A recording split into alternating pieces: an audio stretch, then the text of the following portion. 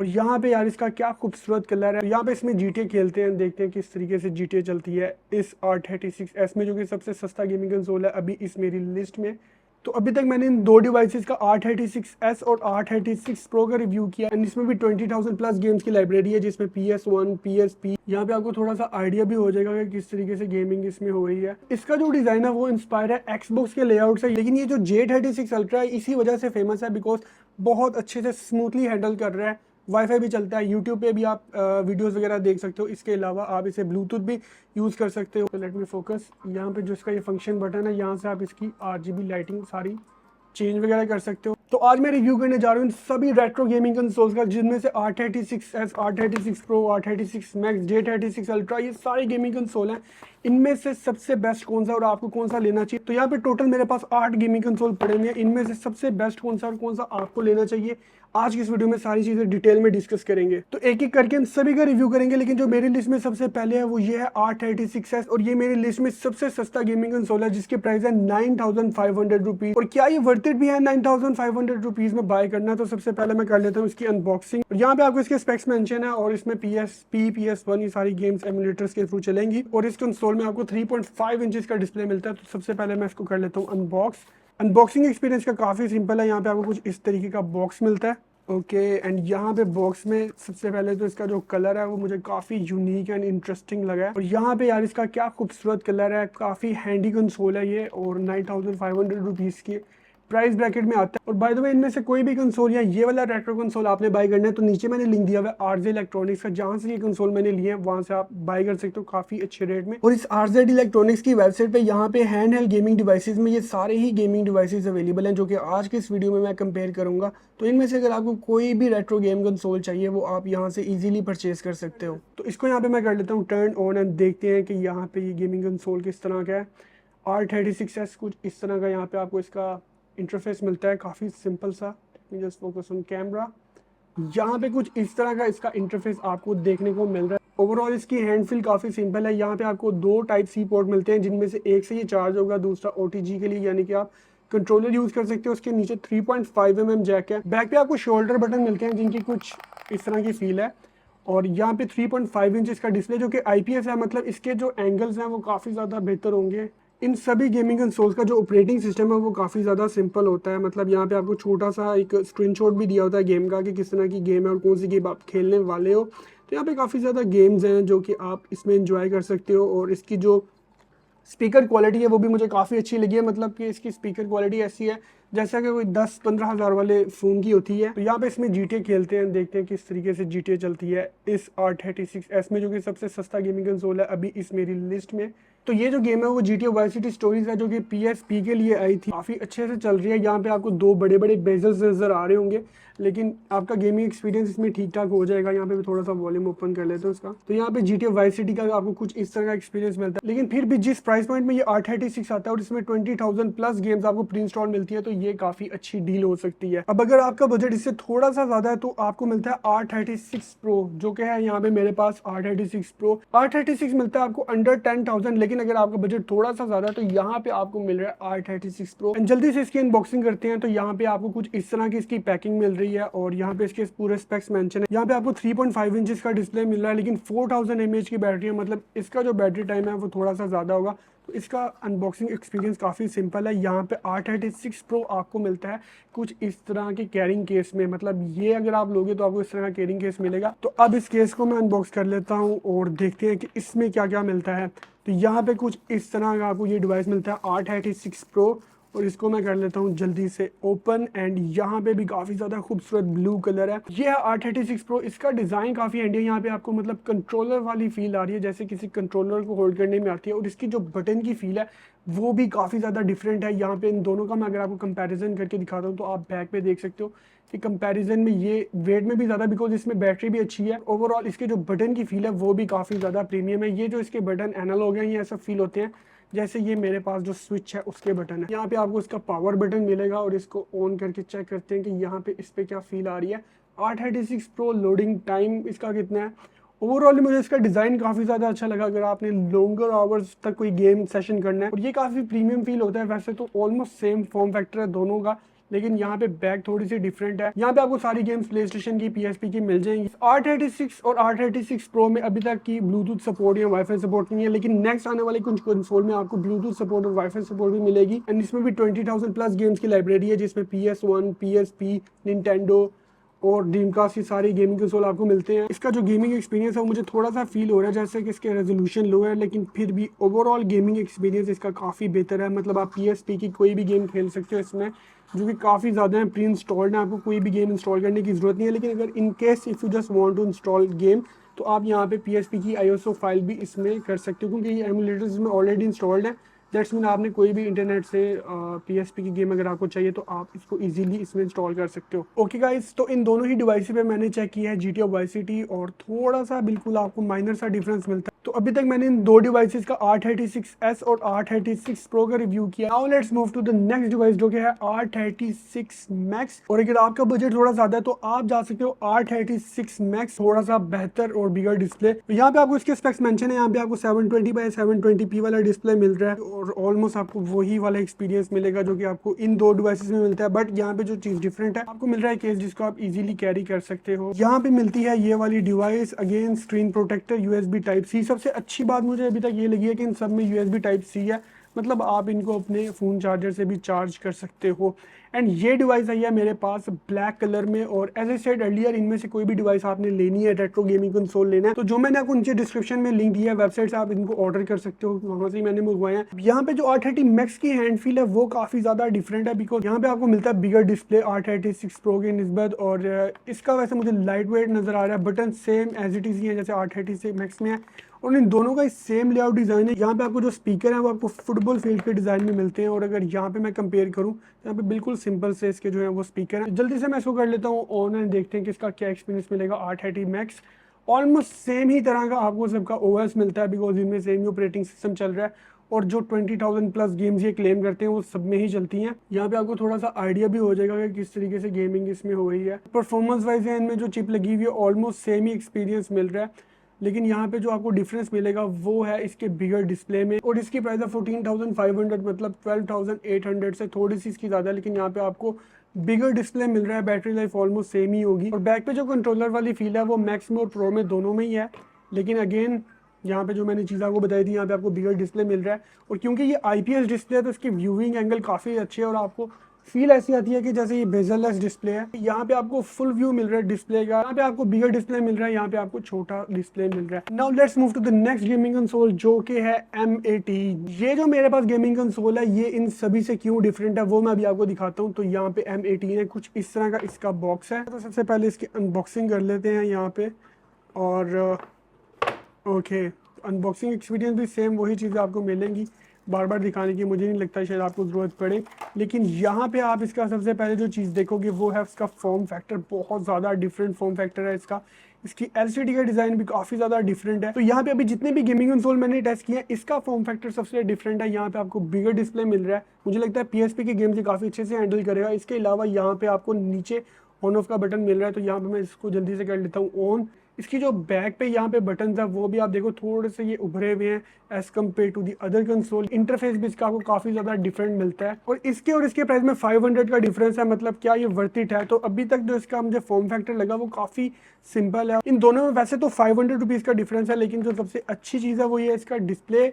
मतलब PSP की games मुझे लगता है इसमें बड़े अच्छे से चलेंगी। इसका जो डिज़ाइन है वो इंस्पायर है Xbox के लेआउट से। यहाँ पे आप देख सकते हो कि यहाँ पे जो जॉयस्टिक्स हैं वो इस तरह है। पहले जितने भी कंसोल मैंने टेस्ट किए हैं वहाँ पे जो जॉयस्टिक है वो PS के लेआउट पे थी, लेकिन यहाँ पे आपको Xbox के लेआउट पे मिलती हैं, और काइंड ऑफ ऐसा फील होता है कि जैसे ये Nintendo Switch से भी इंस्पायर है। PSP का जो फुल पोटेंशियल है वो आपको इस गेमिंग कंसोल में इसके फॉर्म फैक्टर की वजह से आएगा, क्योंकि इसका जो डिस्प्ले है वो लैंडस्केप टाइप वाला है, और परफॉर्मेंस वाइज ऑलमोस्ट सेम ही है। इसके बटन लेआउट थोड़े से डिफरेंट है। इसके जो बटन की क्वालिटी है मुझे लगी अभी तक जैसे हमने सबसे पहले R36S को कंपेयर किया था उस तरह के बटन है।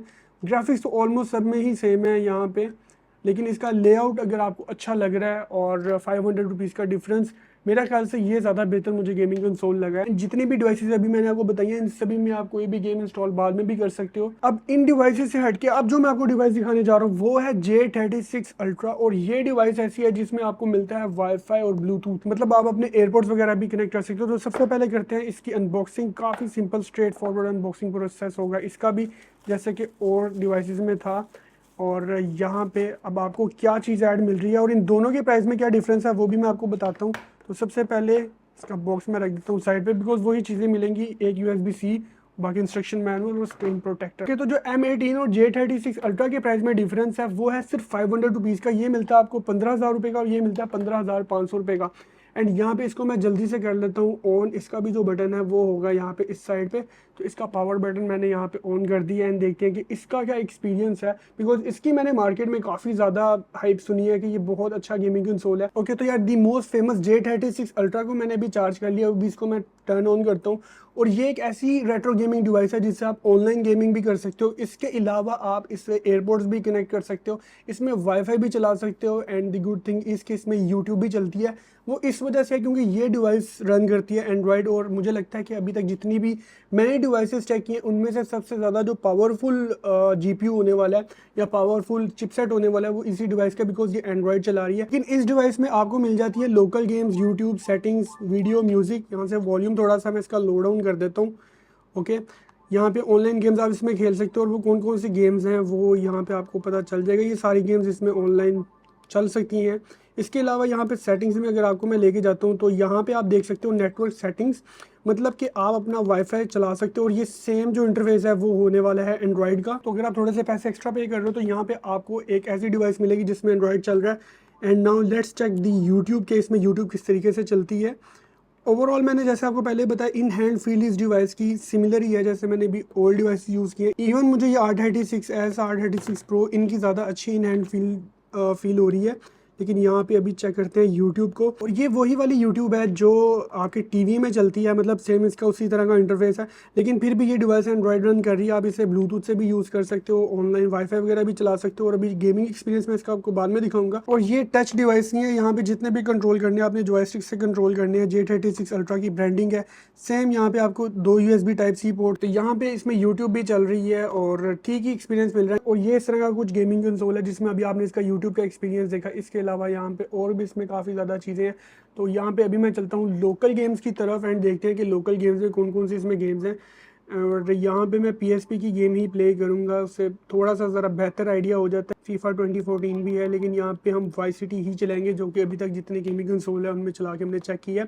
एंड द गुड थिंग इसके यहाँ पे अभी तक फुल व्यू आ रहा है जैसे हमें इस डिवाइस में आ रहा था M18 पे। और जैसे मैंने आपको कहा था वैसे ही है यहाँ पे। इस डिवाइस का जो एक्सपीरियंस है गेमिंग सबसे ज़्यादा स्मूथ लग रहा है मुझे कहीं पे भी ऐसा फील नहीं हो रहा कि ये डिवाइस जो है वो लैग कर रही है। इन सभी डिवाइसेस में कहीं ना कहीं फील ज़रूर हुआ था कि यार ये रेट्रो गेमिंग के लिए तो बने हैं, लेकिन GTA वाई सिटी या PSP की गेम्स शायद ये उस तरीके से नहीं चला रहे। लेकिन ये जो J36 अल्ट्रा है इसी वजह से फेमस है, बिकॉज बहुत अच्छे से स्मूथली हैंडल कर रहा है। वाईफाई भी चलता है, यूट्यूब पे भी आप वीडियोस वगैरह देख सकते हो। इसके अलावा आप इसे ब्लूटूथ भी यूज़ कर सकते हो, अपने एयरपोर्ट्स वगैरह कनेक्ट कर सकते हो। और गेमिंग के लिए मतलब ऑल इन वन ये डिवाइस है। और इन दोनों का अगर आपने कंपैरिजन करना है तो फिर मैं यही कहूँगा आपको कि आप इसकी तरफ जाओ। नो डाउट कि यहाँ पे आपको छोटा डिस्प्ले मिल रहा है, बट इसके जो फंक्शन है ना यार वो बहुत ज़्यादा अच्छे हैं। तो मेरी लिस्ट में नेक्स्ट है R36 अल्ट्रा। इसको भी आपने कई जगह देखा होगा और ये बहुत फेमस है। जैसे यहाँ पे J36 अल्ट्रा, इसमें भी आपको वाईफाई सपोर्ट मिलती है, ब्लूटूथ सपोर्ट मिलती है और इसमें बिगर डिस्प्ले है। मतलब यहाँ पे अगर आपको J36 अल्ट्रा से बड़ा डिस्प्ले चाहिए तो आप इसकी तरफ कंसीडर कर सकते हो। इन दोनों के प्राइस पॉइंट ऑफ व्यू में आपको बताऊँ तो ये 15,500 रुपीज़ का और ये है 16,000 रुपीज़, मतलब कि 500 रुपीज़ का डिफरेंस है। इसके अलावा यहाँ पे आपको जो मिलता है वो 4 इंचज़ का 720x720p IPS डिस्प्ले मिलता है। 3000 mAh की बैटरी है और यहाँ पे इसके सारे स्पेक्स मेंशन है। यहाँ पे आपको ये 4 कलर्स में मिलता है। और जल्दी से इसकी कर लेते हैं अनबॉक्सिंग। अगेन वही सारी चीज़ें जो आप एक्सपेक्ट कर रहे हो अभी तक अनबॉक्सिंग में। एक USB Type-C केबल, साथ में इसका स्क्रीन प्रोटेक्टर, और पैकेजिंग इसकी थोड़ी सी ज़रा डिफरेंट है। और ये जितने भी रेट्रो कंसोल्स हैं आप देखो, इन सभी की केसिंग बहुत मज़े की लगी है मुझे, चाहे R36S हो, R36 Pro Max अल्ट्रा, जो भी हैं ये सारे, इनकी जो केसिंग है ना वो बहुत मज़े की मुझे अभी तक लगी है। इसकी बटन की क्वालिटी बहुत प्रीमियम है।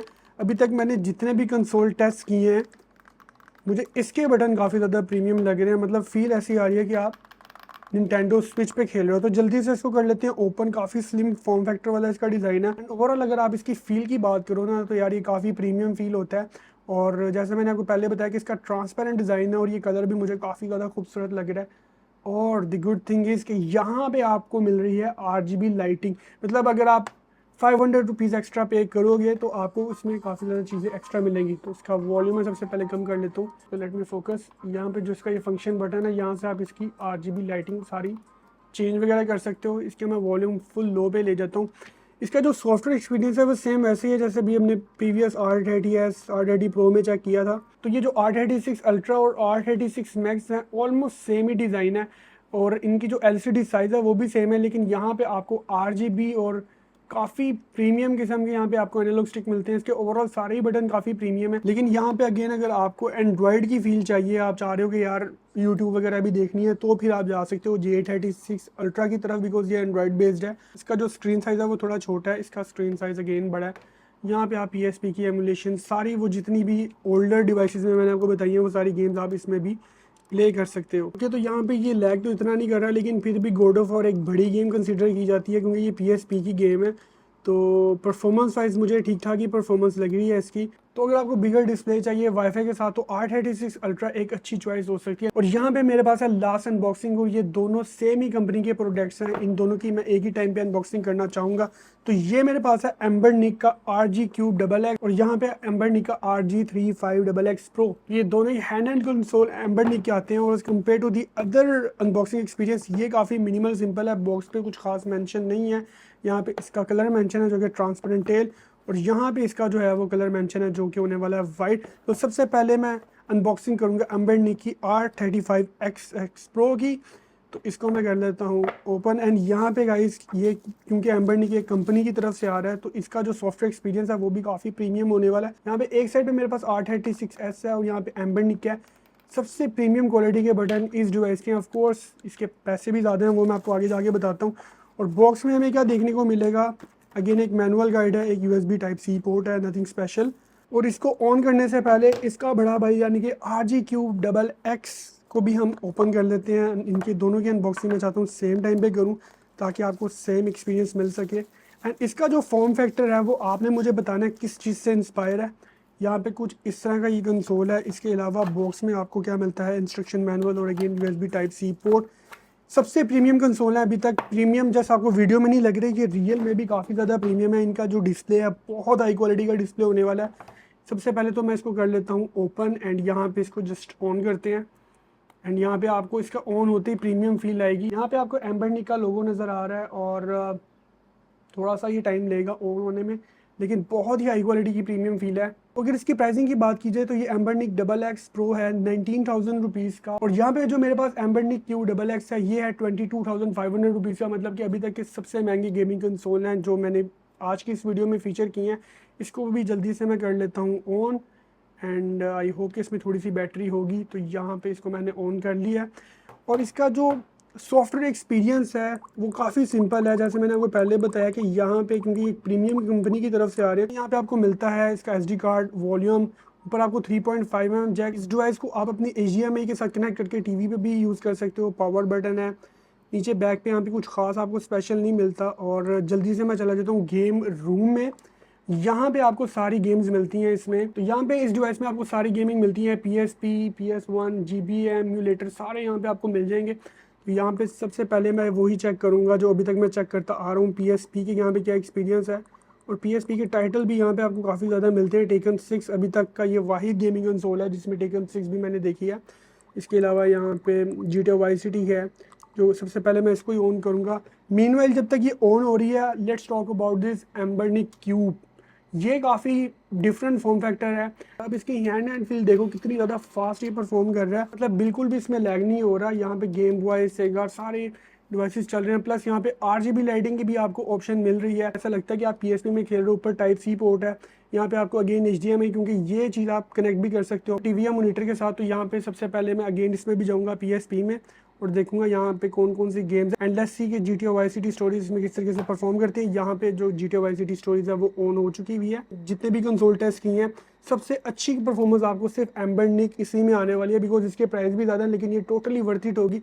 नॉट जस्ट GTA बल्कि इसमें सारी गेम्स काफ़ी अच्छे से चलने वाली है। मुझे पता था इसमें GTA वाई सिटी काफ़ी स्मूथ चलने वाली है। अभी तक जितने भी कंसोल मैंने टेस्ट किए सबसे ज़्यादा स्मूथ GTA का एक्सपीरियंस इसमें आ रहा है। बहुत ही हाई क्वालिटी का डिस्प्ले, आपको खेलने में और गेमिंग करने में काफ़ी मज़ा आने वाला है। इससे पहले मैंने जितनी भी GTA वाई सिटी चेक की है वो काफ़ी ज़्यादा हीट हो गई थी थोड़े टाइम बाद, लेकिन यहाँ पे कोई हीटअप का मुझे इशू नहीं आया। मीनवाइल यहाँ पे जो GTA वाई सिटी का एक्सपीरियंस है एम्बर निक क्यूब में, ऊपर थोड़े से यहाँ पे आपको मिल रही है PSP, बिकॉज आप एम्यूलेट कर रहे हो तो यहाँ पे आपको PSP की थोड़ी सी वो मिल रही है। रेजोल्यूशन थोड़ा सा लो लगा मुझे इसका। एम्बर निक RJ35XX Pro आपको मिलता है ऑलमोस्ट 19,000 रुपीज़ का, बल्कि जो क्यूब है वो आपको मिलता है 22,500 रुपीज़ का। बट दोनों ही काफ़ी ज़्यादा फास्ट गेमिंग कंसोल हैं और आपको खेलने में काफ़ी ज़्यादा मज़े की फील आने वाली है। इसमें तो मैंने टेकन 6 चलाई है। यहाँ पे आप देख सकते हो कि टेकन 6 कितनी स्मूथली चल रही है, तो इसका अंदर गेम प्ले एक्सपीरियंस देखते हैं किस तरह का होता है। इसमें टेकन 6 भी काफ़ी स्मूथली चल रही है और यहाँ पे आप इसके बटन मैप्स वगैरह भी कर सकते हो। तो गाइस ये वीडियो थी एक कंप्लीट रेट्रो गेमिंग कंसोल की। ये सभी कंसोल मैंने लिए RJ इलेक्ट्रॉनिक्स से। अगर आपको भी चाहिए तो मैंने डिस्क्रिप्शन में वेबसाइट का लिंक दिया हुआ है, आप वहाँ से इनसे परचेज कर सकते हो। और ये काफ़ी हाई क्वालिटी के सारी कंसोल थे। और अगर आप लोगों ने ये वीडियो यहाँ तक देख लिया और आपका इंटरेस्ट था इन सारे रेट्रो गेमिंग कंसोल में, I am really thankful to you और आई होप कि ये वीडियो भी आपको काफ़ी ज़्यादा इंटरेस्टिंग लगी होगी। आज के लिए इतनी, मिलता हूँ आपसे नेक्स्ट वीडियो में। टिल देन गुड बाय, अल्लाह हाफिज़।